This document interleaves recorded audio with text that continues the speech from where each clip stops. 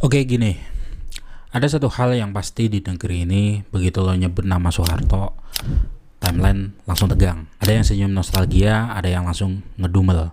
Ada juga yang nggak ngerti tapi ikut ribut biar kelihatan paham politik. Dan lucunya, ini terjadi sepanjang waktu. Bahkan sampai hari ini, puluhan tahun setelah beliau lengser, debatnya masih sama panasnya kayak hari pertama. Nah pertanyaannya, kenapa?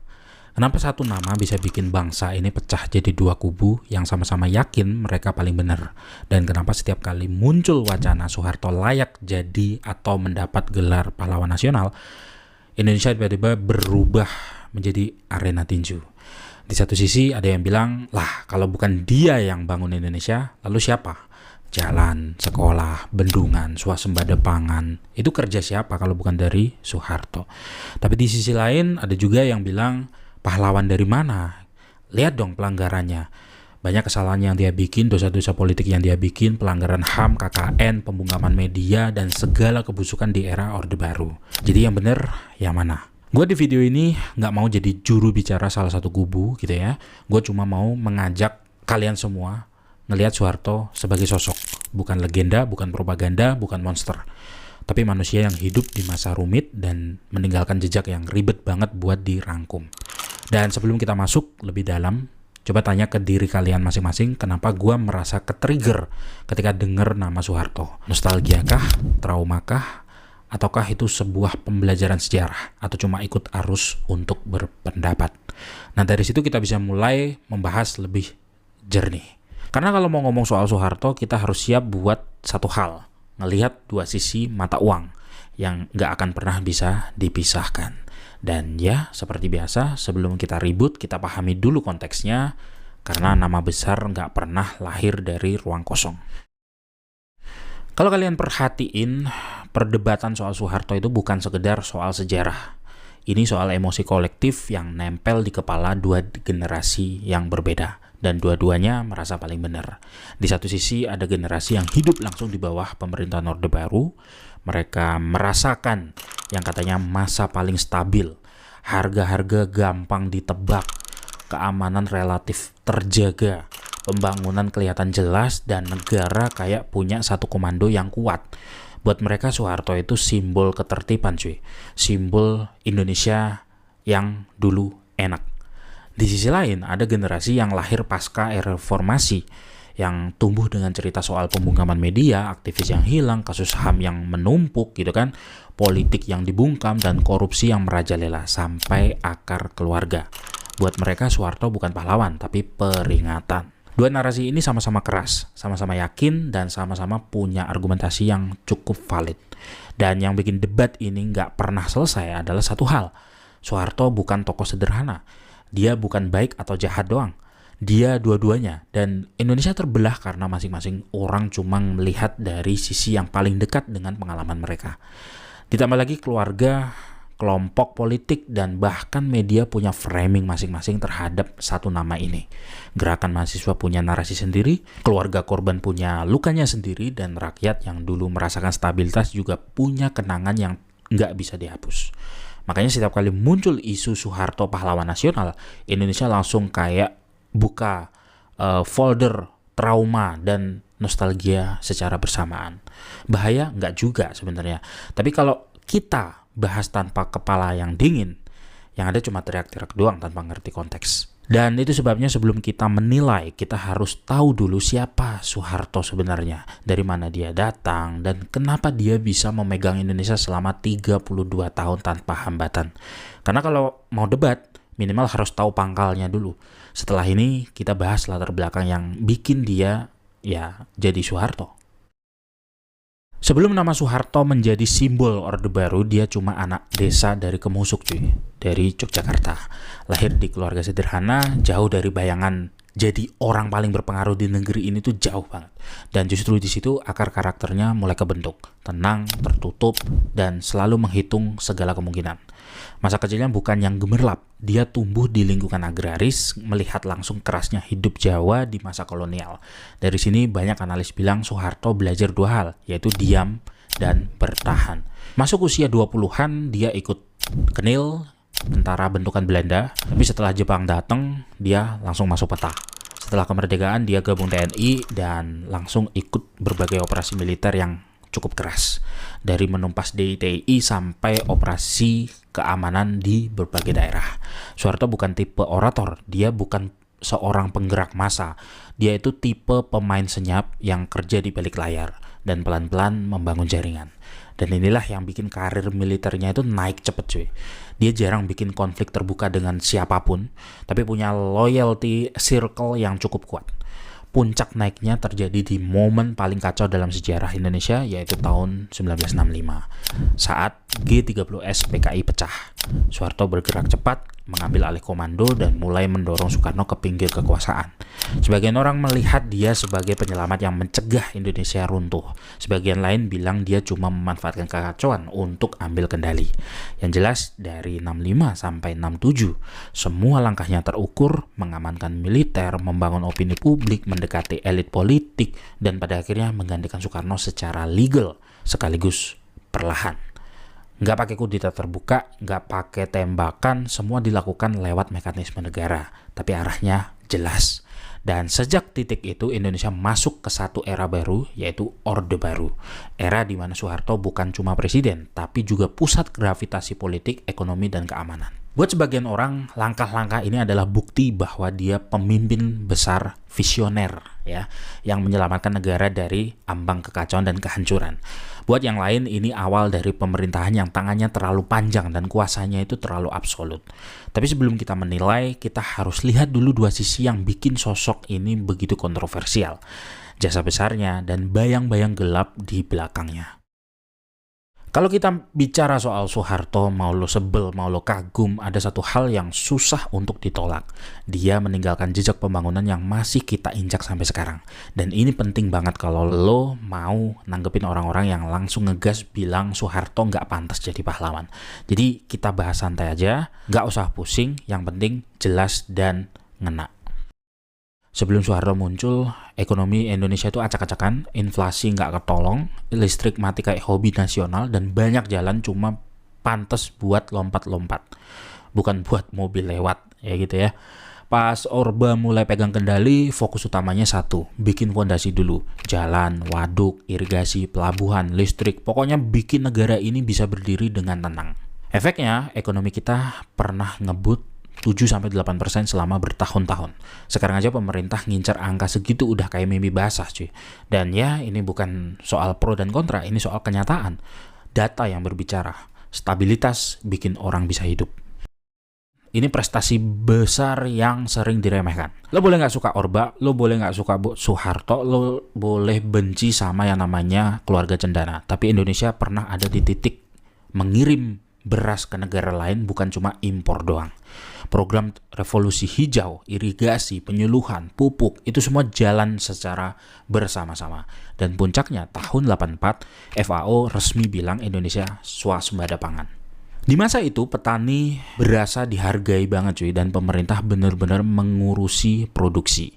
Sekarang ya lo tahu sendiri lah, kalau harga beras naik itu timeline langsung kebakaran. Sebelum Orba, Indonesia itu negara yang agraris banget cuy. Industri ada tapi kayak rumah yang belum ditempatin. Soeharto ngegas bikin industri baja, pesawat, semen, pupuk, petrokimia, tekstil, otomotif, elektronik, semuanya. Bahkan ITTN aja lahir di era Orde Baru. Dampaknya sangat kerasa banget, lapangan kerja makin banyak, ekspor naik, kota-kota berkembang. Dan ini bukan pembangunan kosmetik, ini pembangunan yang bikin struktur ekonomi berubah. Nah, ini topik yang sangat sensitif ya. Orang bilang Soeharto otoriter, ada yang bilang tangan besi, ada yang bilang militeristik ya. Dan ya banyak yang benar. Tapi di balik gaya keras itu satu hal nggak bisa disangkal, negara berjalan secara stabil. Harga stabil, pemerintah stabil, investor aman, daerah bisa bangun tanpa drama tiap seminggu sekali oleh preman gitu ya. Nggak kejadian di masa Orde Baru. Benar atau salah itu debat bab lain, tapi efektivitasnya kejadian. Orba itu era di mana birokrasi punya alur yang jelas cuy. Siapa ngurus apa, prosedurnya gimana, dan kapan harus dikerjain. Dan semua lumayan terstruktur. Makanya proyek itu bisa jalan dengan sangat cepat. Yang penting instruksi turun, dikerjakan, dan selesai. Beda sama sekarang yang kadang menanyakan ini ranah siapa, nanti kita rapatkan lagi, kita bahas lagi. Zaman Orba mah simpel, laksanakan. Sudah, proyek itu bakal jalan dan jadi. Bisa dinikmati oleh rakyat. Ini bagian yang sering di-skip oleh generasi sekarang. Dana Impres itu jadi nyawa buat daerah-daerah di luar Jawa. Dari SD Impres, Puskesmas, Pasar, sampai jalan kabupaten itu semua program hasil pusat yang fokus meratakan fasilitas dasar. Makanya banyak orang luar Jawa punya memori positif soal Soeharto. Karena pembangunan pertama yang mereka lihat ya di era Soeharto. Bangunannya aja masih berdiri sampai sekarang gitu kan. Dan kesimpulannya adalah ya kalau bicara pelanggaran HAM, KKN, dan gaya otoriter itu bab gelap yang harus dibahas di bagian lain. Tapi kalau ngomong jasa pembangunan yang konkret dan sampai hari ini masih bisa kepake dan masih berpengaruh ke hidup jutaan orang, Soeharto punya. Banyak malah. Dan ini alasan kenapa sebagian orang mendukung keras gelar pahlawan untuk dia. Karena dari sisi pembangunan rekam jejaknya bukan opini, bukan sekedar omon-omon, itu fakta. Oke, jadi gini cuy, setelah kita bahas semua pembangunan dan pencapaian era Soeharto, sekarang kita masuk ke wilayah yang bikin nama beliau nggak pernah bersih 100%, soal sisi gelapnya. Dan bagian ini penting karena biar konten gua nggak kelihatan membela membabi buta gitu kan, dan gua harus tunjukkan itu biar kalian paham gua berada di dua sisi ini. Karena jujur aja kalau ada orang yang ngegas bilang Soeharto itu diktator, ya ada alasannya, dan itu bukan alasan yang tiba-tiba muncul dari grup WhatsApp gitu loh.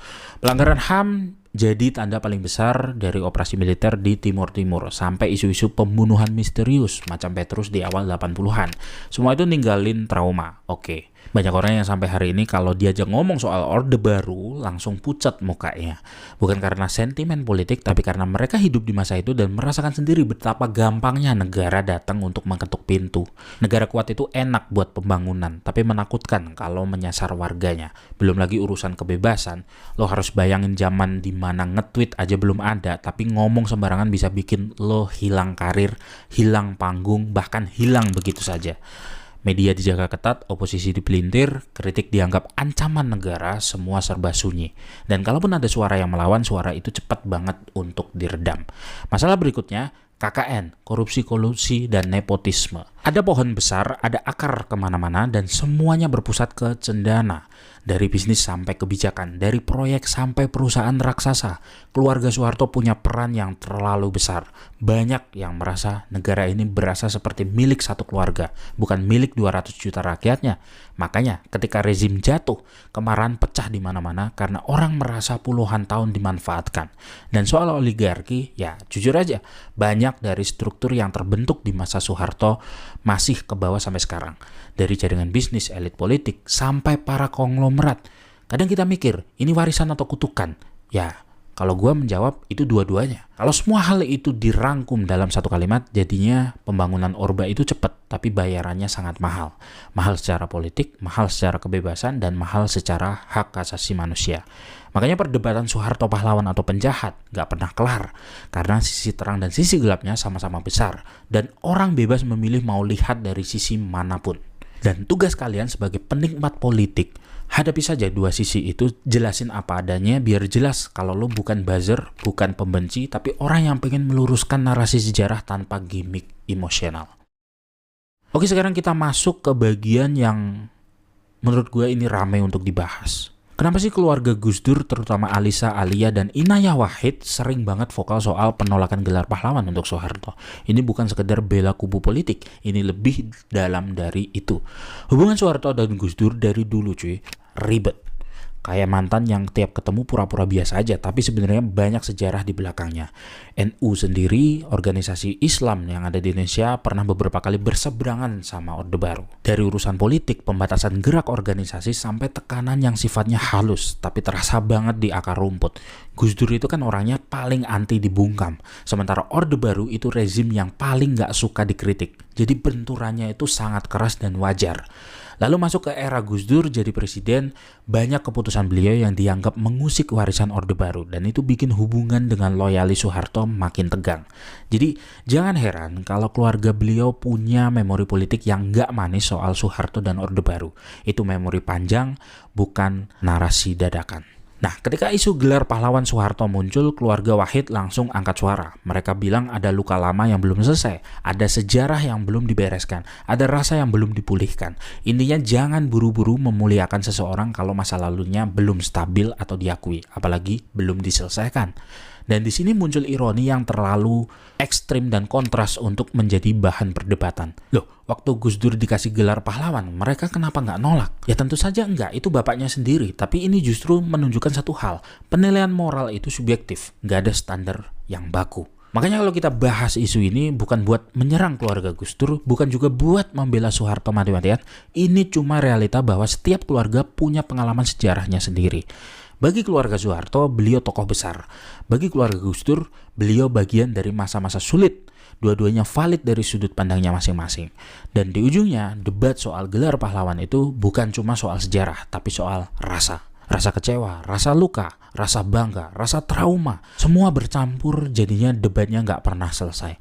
Karena yang dipertaruhkan bukan sekedar fakta, tapi pengalaman hidup. Nah, ini bagian yang paling banyak ditanyakan orang, dan jujur aja ini juga bagian yang bikin semua orang gampang kebakar emosi cuy. Karena pertanyaannya simpel, Soeharto itu layak nggak sih jadi pahlawan? Tapi jawabannya nggak pernah sesimpel itu. Kalau kita lihat dari sisi jasanya, argumentasinya kuat banget. Era pembangunan besar-besaran, swasembada yang bikin Indonesia dipuji dunia, stabilitas politik, keamanan yang terkendali, dan pertumbuhan ekonomi yang bikin Indonesia dijuluki macan Asia yang baru bangun tidur. Itu bukan pencapaian kecil, ini pondasi yang bahkan masih dipakai sampai hari ini. Tapi begitu kita geser sudut pandang ke sisi gelapnya, argumentasi penolakan juga sama kuatnya. Ada catatan pelanggaran HAM yang berat, ada pembungkaman oposisi, ada praktek KKN yang menempel kayak lem super ke birokrasi, dan ada kekuasaan keluarga cendana yang melebar kemana-mana. Semuanya nyata, semuanya tercatat, semuanya meninggalkan luka. Jadi kalau dua sisi ini sama-sama kuat, masalahnya bukan di datanya, masalahnya justru ada di definisinya. Karena sampai sekarang negara ini nggak pernah punya definisi yang jelas. Apa sih pahlawan itu? Apakah pahlawan berarti seseorang yang berjasa besar? Titik gitu ya, atau seseorang yang moralnya harus bersih tanpa cacat layaknya malaikat, atau seseorang yang hasil kerjanya manfaatnya lebih besar daripada dosanya, atau seseorang yang dikenang dengan bangga oleh semua rakyat tanpa pengecualian. Kalau definisinya kabur seperti ini, kasus Soeharto nggak mungkin pernah selesai, karena orang bakal memilih definisi yang sesuai dengan pengalaman hidup mereka masing-masing. Makanya di sini gue ajak kalian mikir pelan-pelan. Dalam negara yang sejarahnya penuh luka sekaligus penuh prestasi, apa arti pahlawan bagi kalian? Apakah pahlawan itu sosok yang sempurna atau manusia biasa yang jasanya besar, tapi dosanya juga besar? Indonesia masih belum beres memutuskan tentang definisi ini, dan selama definisi ini belum jelas atau kabur, debat soal Soeharto bakal terus hidup, berulang-ulang, panas, dan selalu bikin emosi. Oke, sekarang kita masuk ke pertanyaan pamungkas. Kenapa sih ribut soal Soeharto ini nggak pernah kelar? Jawabannya simpel tapi nyakitin cuy. Karena memori publik Indonesia pecah jadi dua dunia, dua kubu, dua sisi. Di satu sisi ada generasi yang hidup langsung di era Orde Baru. Mereka merasakan jalan mulus, harga stabil, keamanan ketat, dan negara yang kelihatan tertib. Buat mereka, Soeharto bukan sekedar presiden, tapi simbol stabilitas. Figur bapak bangsa yang kalau ngomong, semua orang diem. Dan memori itu terlalu nyaman buat dilepas. Di sisi lain, ada generasi yang besar di era reformasi atau pasca reformasi. Generasi yang nggak melihat Orde Baru secara fisik, tapi mengenalnya lewat buku sejarah, dokumenter, artikel, dan bahkan rekaman pelanggaran HAM. Buat mereka, Soeharto itu bukan bapak pembangunan, bukan bapak bangsa, tapi wajah otoritarianisme. Mereka lihat sisi gelapnya dulu ketimbang sisi terangnya. Dua memori ini saling bertabrakan dan gak bisa dikompromi. Gak bisa dilurusin begitu saja karena masing-masing lahir dari pengalaman hidup masing-masing yang berbeda. Lalu ada faktor lain yang bikin debat ini semakin kusut cuy, yaitu politik. Setiap era pemerintahan punya narasinya sendiri tentang siapa yang mau mereka angkat sebagai simbol. Ada rezim yang ingin menonjolkan pembangunan, ada yang ingin menonjolkan demokrasi, ada yang ingin menonjolkan stabilitas, ada juga yang ingin mendistorsi sejarah demi kepentingan tertentu. Figur seperti Soeharto itu bukan cuma tokoh sejarah, dia itu brand politik. Jadi wajar kalau tiap era punya sikap yang berbeda. Kadang diagungkan, kadang dikritik habis-habisan, kadang dianggap penjaga bangsa, kadang dianggap sumber trauma. Selama politik masih pakai sejarah sebagai alat, nama Soeharto akan terus jadi ajang rebutan simbol. Diseret, dipuji, dicaci, digunakan, dan diperebutkan. Dan itu nggak akan pernah berhenti dalam waktu dekat. Makanya debat soal Soeharto bukan sekedar debat masa lalu, Ci. Ini debat soal identitas bangsa. Debat tentang siapa kita sekarang dan mau jadi apa kita ke depan. Akhirnya kita sampai di ujung pembahasan yang jujur aja nggak ada jawaban mutlaknya. Karena pada akhirnya Soeharto itu kayak cermin besar, cuy. Setiap orang bakal lihat pantulan yang berbeda. Tergantung gimana hidup mereka pernah disentuh atau tidak oleh eranya Soeharto. Ada yang melihat sebagai stabilitas, ada yang melihat sebagai represi, ada yang melihat sebagai pembangunan, ada yang melihat luka, dan semuanya valid selama didasari pengalaman dan fakta, bukan sekedar ikut-ikutan atau FOMO. Jadi sebelum kalian ikut perang komentar tanpa arah, coba refleksi dulu sebentar, bagian sejarah mana yang paling ngena buat kalian semua? Apa yang bikin kalian condong ke satu sisi? Dan apakah kalian siap denger versi orang lain tanpa kebakaran jenggot? Sekarang giliran kalian ngomong, tim mana kalian? Soeharto itu pahlawan pembangunan atau penguasa besi yang harus kita kritisi? Tulis di kolom komentar dan jelaskan alasannya. Tenang, di sini nggak ada yang baper dan nggak ada yang menyalahkan atau membenarkan. Ini diskusi sehat. Silahkan tulis di kolom komentar.